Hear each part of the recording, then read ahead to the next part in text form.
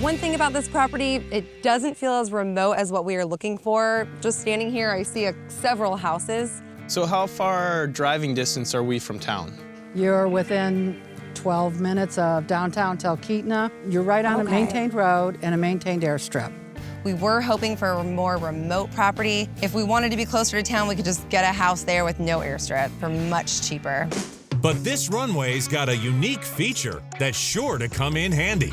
The runway lights up, and you can see You can see the lights right there. Oh, yeah. A remote control in your plane makes the lights so easy to turn on, it's just like using a garage door opener. So in your plane, just flip the switch, and your runways light up. Yeah, that's a nice luxury. I noticed, too, the hangar's right by the runway with this house, which is nice. How on earth do we get our plane in here? The two doors open by hydraulics, and the centerpiece with the door, you just unlatch it and it swings up so this whole span opens up to put your plane in. So it opens up from one side all the way to the other? Absolutely, yes, sir. Well, that's pretty clever.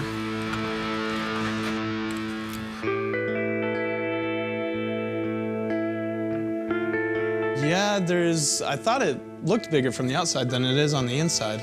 This hangar's not really cutting it. It's a T-shaped hangar. Okay. And so this part is much wider, and then in the back, that's where your tail of your airplane goes. I like the workstation benches and the shelving. The size is the only thing that's concerning me. It's pretty obvious that you needed to use the space you had pretty wisely because there wasn't a whole lot of room in there. Is the lake float plane accessible? It's a large enough lake, Andy, so that you can fly a float plane right into this.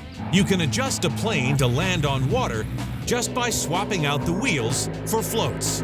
Having a lake where you can land and take off is a huge bonus. You're actually sitting on a peninsula, so you're surrounded by this lake. I've always wanted to live on a lake, so I'm very excited about this property.